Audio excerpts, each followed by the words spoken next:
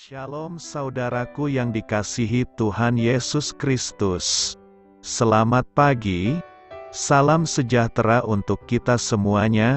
Selamat datang kembali di Renungan Rohani pagi hari ini. Semoga saudara yang terkasih dalam keadaan sehat selalu, kiranya damai dan sukacita Roh Kudus melimpah di dalam hati dan pikiran saudara saat ini. Sebelum kita mulai renungan pagi ini, marilah kita bersama-sama berdoa. Tuhan Yesus, terima kasih sudah membangunkanku pagi hari ini. Terima kasih atas penyertaan dan perlindungan Tuhan. Semua karena karunia Tuhan aku dapat bangun dengan pagi hari ini. Aku menyerahkan seluruh aktivitasku hari ini ke dalam kuasa tangan Tuhan. Jauhkanku dari yang jahat, ya Tuhan. Tuhan Yesus, tolong lindungi dan berkati aktivitasku hari ini. Tolong berkati juga keluarga dan teman-temanku, Bapa Surgawi, oleh karya Roh Kudus. Tolonglah aku untuk menjauhi segala sesuatu yang melukai hati-Mu. Ampunilah segala dosa kami, ya Tuhan. Dalam nama Tuhan Yesus, aku sudah berdoa. Amin. Sahabat saudara rohani, pembacaan ayat emas Alkitab renungan kita hari ini terambil dari Mazmur 9 ayat 8 sampai dengan ayat 11. Tetapi Tuhan bersemayam untuk selama-lamanya, tahtanya didirikannya untuk menjalankan penghakiman. Dialah yang menghakimi dunia dengan keadilan dan mengadili bangsa-bangsa dengan kebenaran. Demikianlah Tuhan adalah tempat perlindungan bagi orang yang terinjak, tempat perlindungan pada waktu kesesakan. Orang yang mengenal nama-Mu percaya kepadamu, sebab tidak Kau tinggalkan orang yang mencari Engkau, ya Tuhan. Mazmur 9 ayat 8 sampai dengan ayat 11. Inti dari ayat emas renungan kita adalah: orang yang mengenal nama-Mu percaya kepadamu. Mari kita mulai renungan pagi kita. Judul renungan kita hari ini adalah Anda dapat mempercayai Allah. Ditulis oleh Karen Huang. Mari kita mulai kisah inspiratif. Ketika mata Mickey, kucing saya, terkena infeksi, saya perlu meneteskan obat ke matanya setiap hari. Begitu saya meletakkan Mickey pada meja rias di kamar mandi, ia akan duduk dan menatap saya dengan sorot mata ketakutan, sambil bersiap-siap menerima semprotan obat mata. Anak manis, bisik saya. Meski Mickey tidak mengerti apa yang saya lakukan, ia tidak pernah melarikan diri, mendesis, atau mencakar saya. Mickey justru semakin menempel ke tubuh saya, orang yang membuatnya menderita. Kucing saya tahu bahwa ia dapat mempercayai saya. Ketika Daud menulis Mazmur 9, ia mungkin telah sering mengalami kasih dan kesetiaan Allah. Kepada Allah, Daud mencari perlindungan dari musuh-musuhnya, dan dia pun bertindak membelanya. Dalam masa-masa sulit yang dihadapi Daud, Allah tidak pernah mengecewakannya. Alhasil, Daud mengenal seperti apa Allah yang disembahnya. Dia adil dan berkuasa, penuh kasih dan kesetiaan. Oleh karena itulah Daud mempercayainya. Ia tahu Allah layak dipercaya.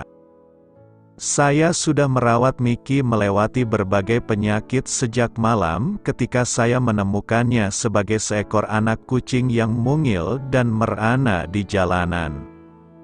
Mickey tahu ia dapat mempercayai saya, bahkan ketika ia tidak memahami apa yang saya lakukan terhadapnya. Demikian pula, dengan mengingat karakter Allah dan kesetiaannya pada kita, Kita dimampukan untuk tetap mempercayainya di saat kita tidak mengerti apa yang sedang dikerjakannya. Kiranya kita terus mempercayai Allah di sepanjang masa-masa sulit yang kita alami dalam hidup ini. Marilah kita renungkan di dalam hati kita, ingatlah suatu masa, ketika Allah menyatakan kasih dan kesetiaannya dalam kesulitan yang Anda hadapi. Hal baru apa yang Anda pelajari mengenai karakternya? Bagaimana pengalaman itu dapat menguatkan Anda hari ini? Hal ini patut kamu ketahui.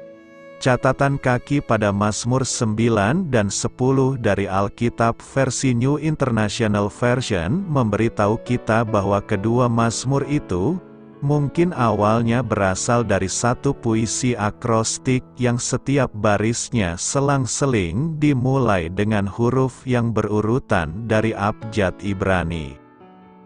Di dalam Septuaginta, keduanya digabung menjadi satu Mazmur. Mazmur 9 memberikan notasi musik agar dinyanyikan menurut lagu Mutlaben. Agaknya lagu tersebut dikenal bangsa Israel pada waktu itu.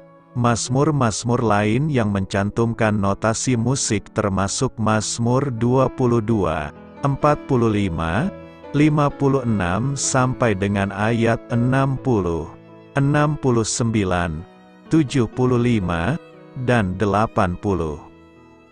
Mazmur 9 dapat dibagi menjadi dua bagian, yaitu pujian dan pernyataan. Daud mengucap syukur dan menaikkan pujian kepada Allah yang telah membebaskan dan melindungi dirinya dari musuh-musuhnya sebagai jawaban doa-doanya.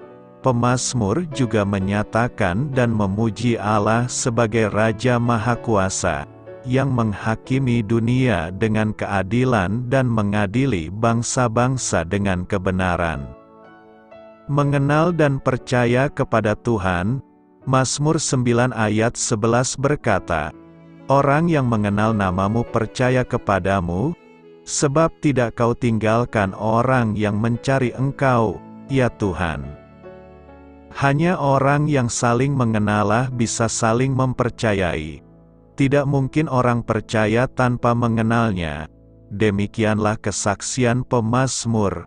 Bagi pemazmur, seseorang itu akan mempercayai Tuhan jika dia telah mengenal Tuhan dengan mengenalnya secara pribadi.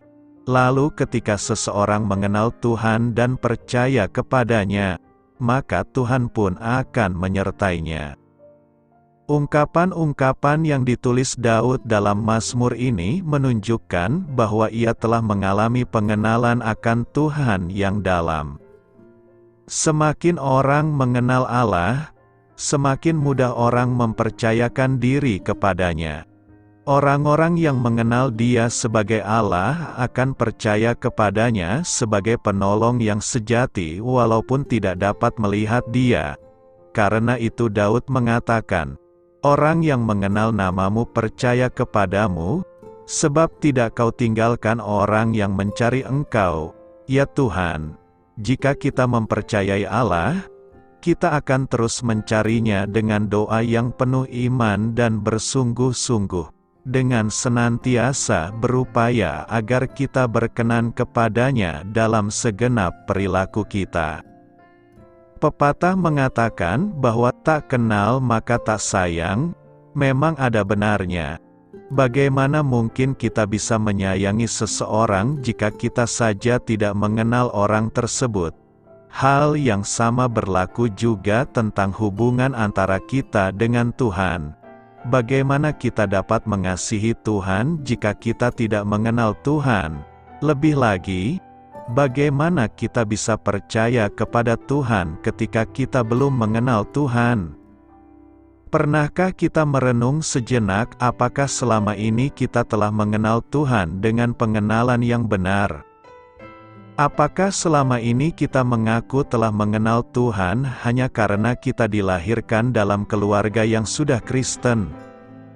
Atau kita mengaku telah mengenal Tuhan karena selama ini kita rutin pergi ke gereja setiap hari Minggu? mengenal Tuhan bukan hanya ditunjukkan dengan status agama di KTP kita yang adalah Kristen. Mengenal Tuhan bukan juga hanya ditunjukkan dengan kehadiran kita di gereja setiap hari Minggu. Mengenal Tuhan secara pribadi memiliki makna yang jauh lebih dalam dari sekedar hal-hal tersebut. Alkitab mengatakan bahwa orang yang mengenal Tuhan, yaitu orang yang mengenal nama Tuhan, akan percaya kepadanya. Hanya orang-orang yang telah memiliki pengenalan yang benar kepada Tuhan akan percaya kepadanya. Orang-orang yang masih kanak-kanak dalam mengenal Tuhan, tentunya tidak akan dapat percaya 100% kepada Tuhan.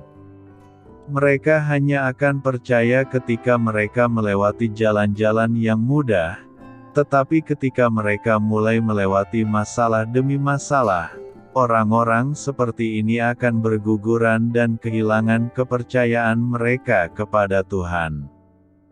Daud adalah salah satu orang yang memiliki iman yang luar biasa kepada Tuhan. Ia benar-benar mengandalkan Tuhan dalam kehidupannya, sejak kecil hingga akhirnya menjadi raja bangsa Israel. Oleh karena itu dalam perikop ini, Daud mengubah Mazmur yang menunjukkan perlindungan Tuhan terhadap orang-orang saleh. Ia mengatakan bahwa Tuhan adalah tempat perlindungan bagi orang yang terinjak dan mengalami kesesakan. Daud juga mengatakan bahwa Tuhan tidak akan meninggalkan orang yang mencari Tuhan. Hal ini tentu saja timbul karena Daud memiliki pengenalan yang dalam dan intim dengan Tuhan.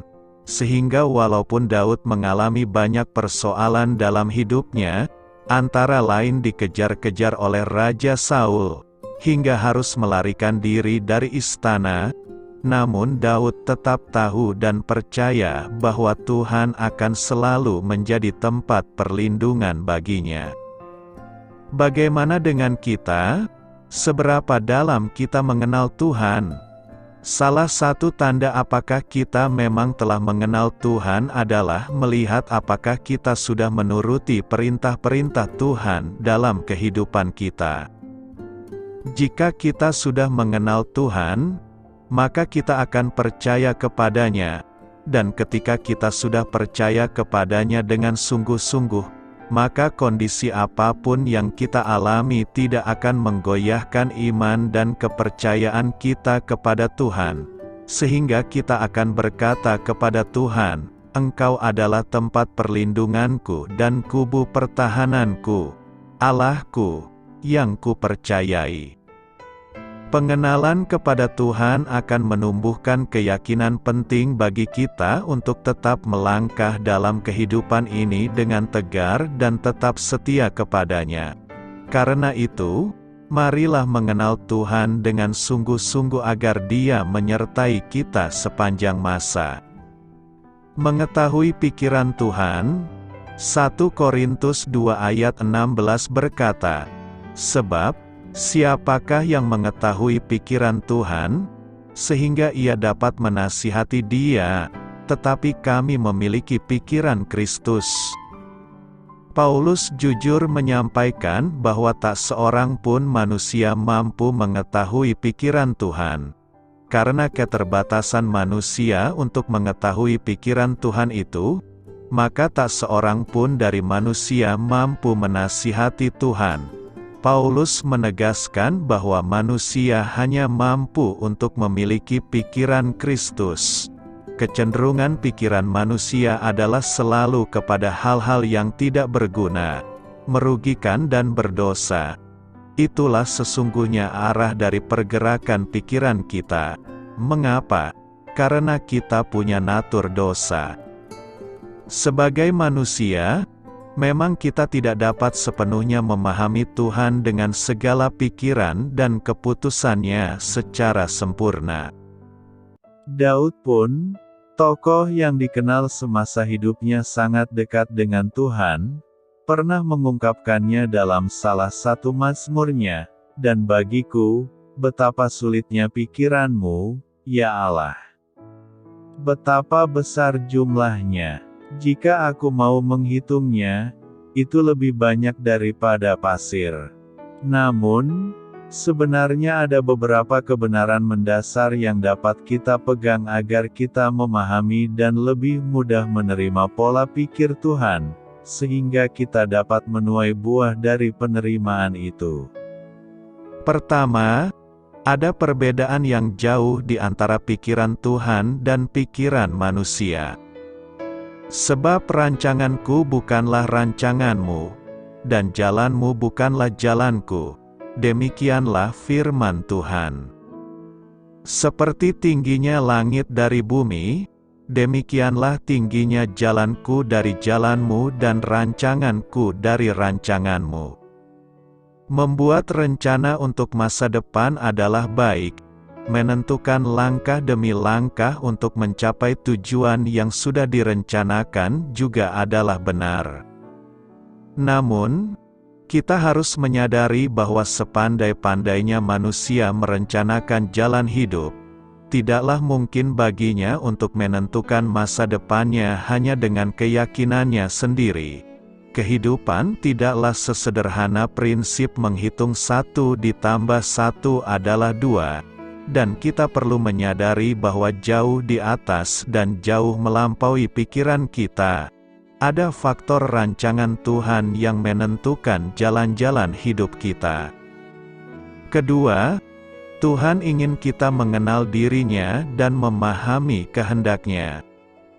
Sebab aku menyukai kasih setia, dan bukan korban sembelihan, dan menyukai pengenalan akan Allah, lebih daripada korban-korban bakaran.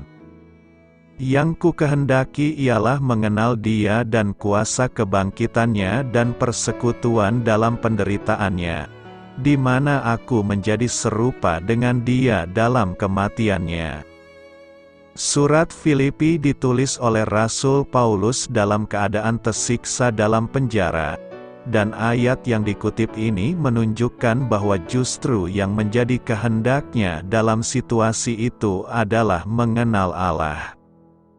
Di sisi lain, Allah sendiri pun sangat rindu agar manusia mengenalnya serta memahami kehendaknya.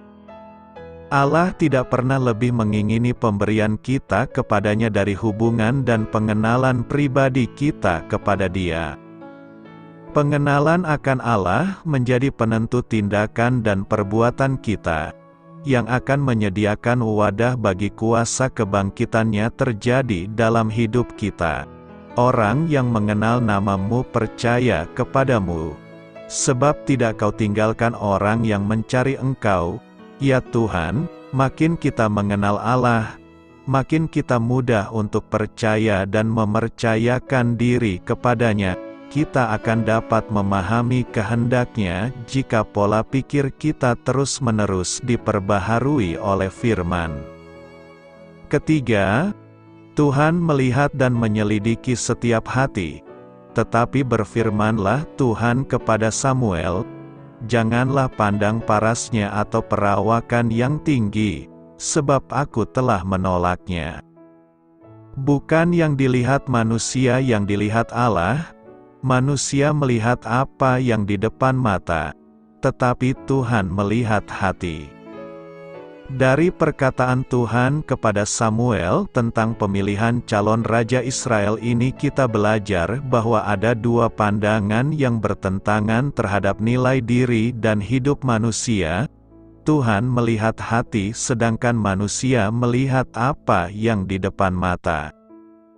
Di hadapan Tuhan, yang kita butuhkan adalah iman. Ibrani 11 ayat 6 menegaskannya. Tanpa iman tidak mungkin orang berkenan kepada Allah.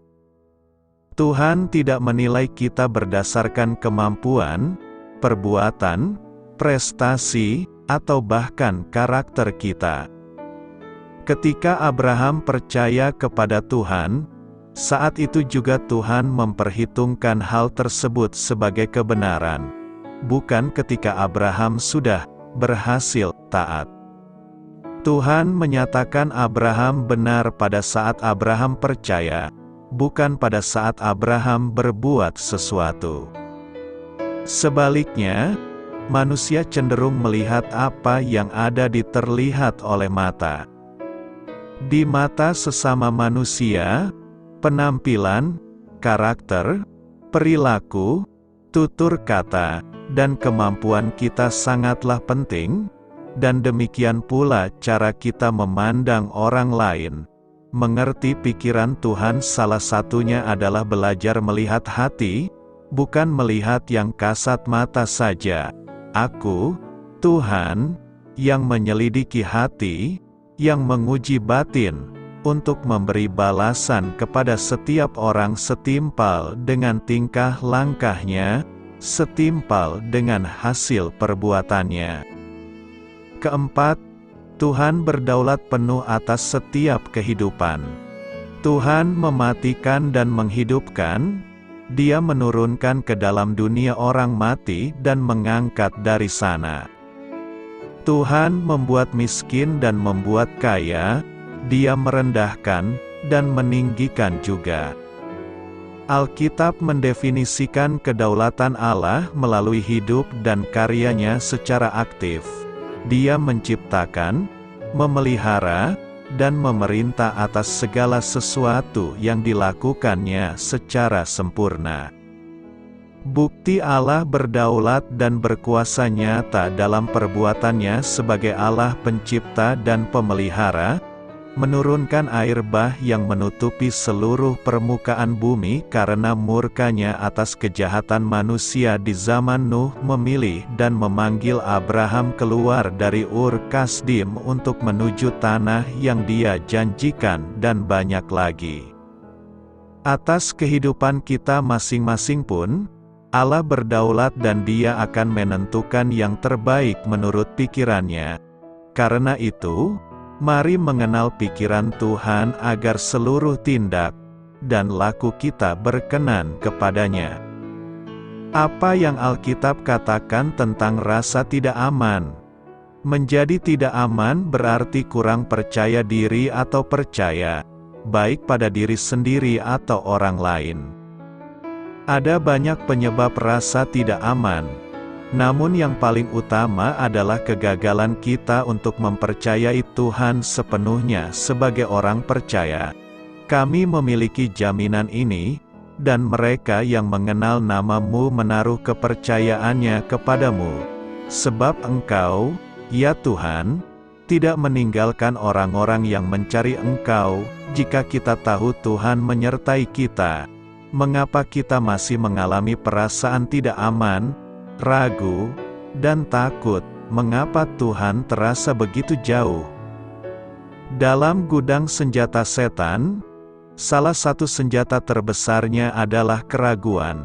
Setan suka jika kita mempertanyakan siapa diri kita dan bagaimana kita setara dengan orang lain. Dia ingin kita merasa tidak aman mengenai makna dan tujuan hidup kita, kemana kita akan pergi, dan bagaimana kita akan mencapainya. Penyebab lain dari perasaan tidak aman adalah ketergantungan pada kekayaan dan harta benda, bukan pada Tuhan. Dunia mendorong kita untuk berusaha menjadi nomor satu, dan mendukung pepatah, dia yang memiliki mainan terbanyak akan menang. Jika kita tidak memiliki iPhone terbaru, mobil tercepat, rumah terbesar, atau gaji terbesar, kita gagal. Namun Alkitab mengajarkan kita untuk tidak menaruh harapan kita pada kekayaan duniawi, tetapi pada Tuhan. Adapun orang-orang kaya di zaman sekarang ini, perintahkan mereka untuk tidak menjadi sombong, dan jangan menaruh harapan mereka pada ketidakpastian kekayaan, tetapi pada Tuhan, yang dengan berlimpah memberi kita segala sesuatu untuk dinikmati. Kekayaan, karena tidak menentu, tentu akan menimbulkan rasa tidak aman bagi mereka yang mempercayainya. Seringkali, rasa tidak aman berwujud kekhawatiran akan masa depan. Yesus berempati ketika Dia berkata, Karena itu jangan khawatir dan berkata, apakah yang akan kami makan? Atau, apa yang harus kita minum? Atau, apa yang akan kami kenakan? Sebab semua hal ini dicari oleh bangsa-bangsa lain, dan Bapa Surgawimu mengetahui bahwa kamu memerlukan semuanya itu.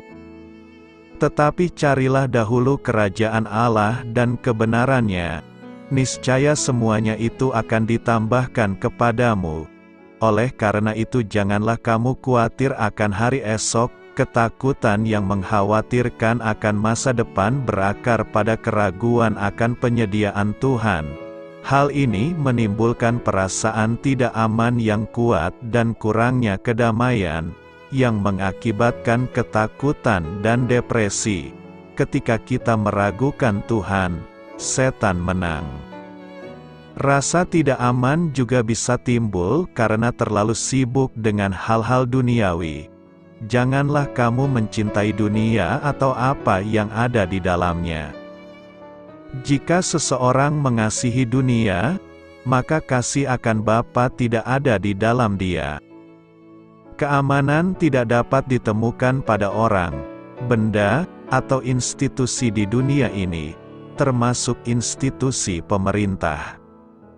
Beberapa orang terobsesi untuk memiliki pemimpin yang tepat dalam pemerintahan, undang-undang yang tepat, dan kebijakan yang tepat. Menurut mereka, jika pemerintah berada di tangan yang salah, maka negara akan hancur.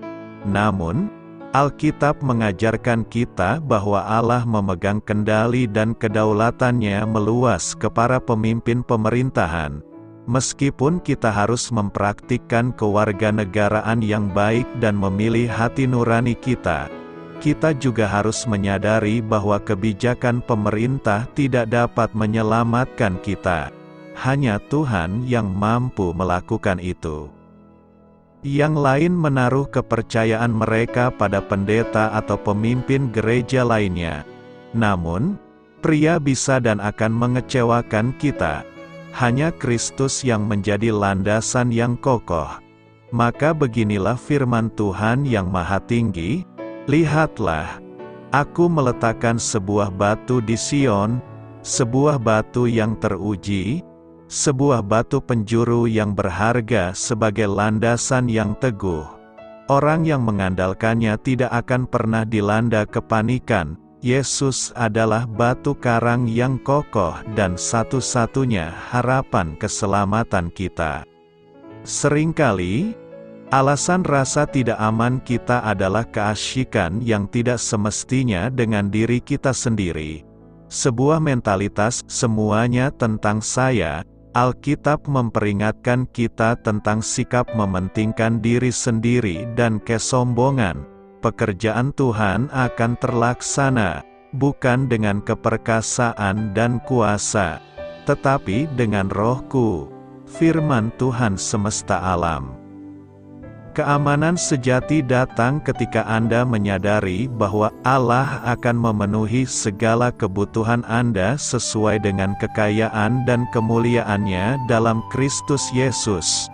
Ketika bergumul dengan perasaan tidak aman, jangan pernah melupakan janji Allah, engkau akan memelihara dalam damai sejahtera orang-orang yang teguh pendiriannya, karena mereka percaya kepadamu. Bagaimana nama Tuhan menjadi menara yang kuat? Alkitab memberitahu kita bahwa Tuhan Allah sendiri adalah batu karang kita, benteng kita, dan penyelamat kita. Kepada Dia kita bisa berlindung karena Dialah perisai perlindungan kita, tanduk keselamatan kita, dan benteng kita. Berkali-kali Mazmur mengibaratkan Tuhan sebagai menara perlindungan yang tinggi dan kuat serta tempat berlindung di mana umatnya dapat bersembunyi dengan aman. Namun Amsal 18 ayat 10 mengungkapkan kebenaran serupa tentang nama Tuhan. Nama Tuhan adalah menara yang kuat. Orang benar berlari ke dalamnya dan selamat. Nama Tuhan setara dengan Tuhan itu sendiri. Ini berbicara tentang hakikat Allah yang diwahyukan atau wahyu dirinya dalam sejarah keselamatan. Tuhan menunjukkan dirinya setia dan dapat dipercaya kepada semua orang yang percaya kepadanya. Dari ujung bumi, aku berseru meminta tolong kepadamu ketika hatiku terbebani. Pimpinlah aku ke batu karang keselamatan yang menjulang tinggi. Karena Engkaulah tempat perlindunganku yang aman, benteng yang tidak dapat dijangkau oleh musuhku. ESV menerjemahkan frasa, sebab Engkaulah tempat perlindunganku, menara yang kuat melawan musuh. Nama Tuhan adalah menara yang kuat karena Dialah pertahanan kita. Ketika kita menemukan apa yang telah Tuhan ungkapkan tentang karakternya, kita dapat percaya kepadanya adalah frasa yang dapat dipertukarkan. Daud berkata, mereka yang mengetahui namamu, percaya kepadamu, karena Engkau, ya Tuhan, tidak pernah meninggalkan mereka yang mencari Engkau. Allah menyatakan karakternya kepada kita melalui firman-Nya, melalui pribadi Yesus Kristus, dan melalui berbagai wahyu yang diungkapkan melaluinya. Sebagai Elohim, Dia adalah pencipta. Sebagai Yahweh, Dialah yang menepati perjanjian. Aku yang kekal, seperti El Shaddai, Dialah yang maha cukup, maha kuasa, Tuhan yang Maha Esa. Sebagai Yehovah Jireh, Dialah penyedia kita. Sebagai Yeshua, Dia adalah juru selamat. Dialah gembala yang baik, yang memimpin, membimbing, dan melindungi. Dia adalah anak domba Allah, yang memberikan nyawanya bagi kita. Dia adalah Yesus, Putra yang berinkarnasi dan Kristus Tuhan yang bangkit, dan Dialah Raja Surga yang kekal, mulia, Maha Agung. Mazmur 8 ayat 1 dengan tepat mengakui, Tuhan, Tuhan kami, betapa agungnya namamu di seluruh bumi. Engkau telah menaruh kemuliaan-Mu di surga. Nama Tuhan juga dapat dipahami sebagai sifatnya yang mewakili dirinya sendiri. Salah satu aspek dari sifat tersebut adalah menara yang kuat dan tinggi yang menawarkan benteng keamanan yang mampu menahan setiap serangan musuh. Ke dalam menara ini, orang-orang benar dapat berlari dan bersembunyi, terlindungi dengan aman dari segala bahaya. Sebab pada hari kesusahan Dia akan menjaga aku tetap aman di tempat tinggalnya. Dia akan menyembunyikan aku dalam naungan kemah suci-Nya dan menempatkan aku tinggi di atas batu. Pada zaman dahulu, nama seseorang lebih dari sekadar tanda pengenal atau gelar acak. Sebuah nama mengungkapkan sifat dan atribut individu seseorang. Oleh karena itu, nama Tuhan melambangkan karakter dan otoritasnya yang esensial. Pribadi Tuhan dan nama Tuhan tidak dapat dipisahkan. Nama Tuhan adalah sebuah menara yang kuat karena ketinggian dan kedalaman pribadi, kehadiran, dan kuasanya yang tak terbatas terkandung dalam nama itu. Orang-orang benar, mereka yang dibenarkan di hadapan Allah melalui hubungan dengan Yesus Kristus, dapat berlari kepadanya dalam segala kesempurnaan, kesetiaan, kuasa, otoritas, belas kasihan, dan kasih-Nya yang dinyatakan, dan ditempatkan di tempat yang tinggi, dikurung di dalam menara perlindungan-Nya, aman dari segala bahaya. Nama Tuhan dan karakter Tuhan banyak namanya. Nama Tuhan adalah menara yang kuat karena mampu menjaga semua orang yang berseru kepada nama itu. Ketika Nabi Yul meramalkan kedatangan Tuhan kembali, dia melihat hari penghakiman dan teror yang mengerikan. Namun dia menyatakan, Dan setiap orang yang berseru kepada nama Tuhan akan diselamatkan. Janji keselamatan yang sama dalam nama Tuhan juga bergema dalam perjanjian baru. Ketika kita berseru kepada nama Tuhan, kita berseru kepada Tuhan sendiri. Nama Tuhan melambangkan segala sesuatu yang ada di dalam dirinya: belas kasihan, kasih setia, kemurahan, rahmat, kuasa, penghakiman, kekudusan, kesempurnaan, pengetahuan, dan banyak lagi. Setiap orang yang mengenal dan percaya kepadanya akan menemukan bahwa Dia sungguh sebuah menara yang kuat. Doa saya menyertai saudara sekalian. Marilah kita menyampaikan doa syafaat. Ya Bapa, Engkau selalu setia. Tolonglah aku mempercayaimu. Biarlah masa-masa sulit membawaku lebih dekat kepadamu. Amin. Sampaikan harapan dan permintaan saudara kepada Tuhan.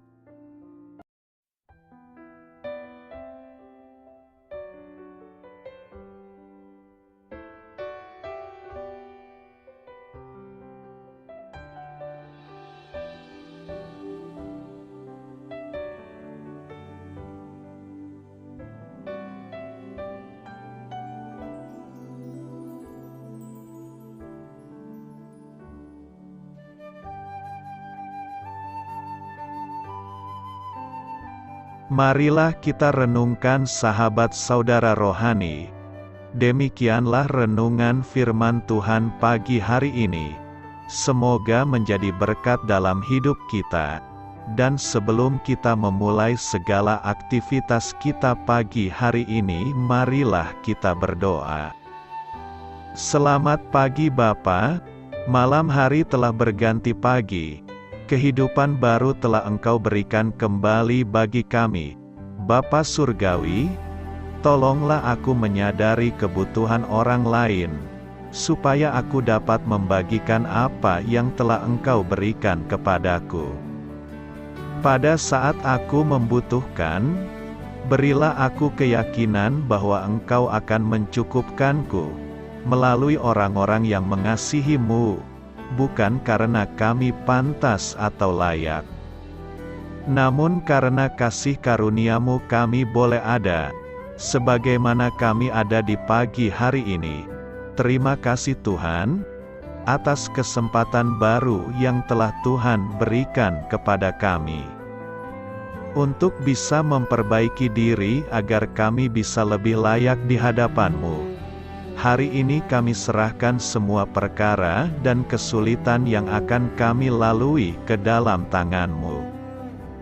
Biarkanlah kami bisa memuliakan-Mu dalam segala aktivitas yang akan kami lakukan. Amin. Biarlah firman Tuhan menjadi pengingat untuk kita semua, bahwa tuntunan dari Roh Kudus akan selalu memberi jalan keluar bagi setiap permasalahan hidup kita, dan memberi kedamaian di hati kita. Sampai jumpa di renungan pagi saudara rohani berikutnya. Kiranya Tuhan selalu memberkati saudara semua hari ini. Amin. Shalom.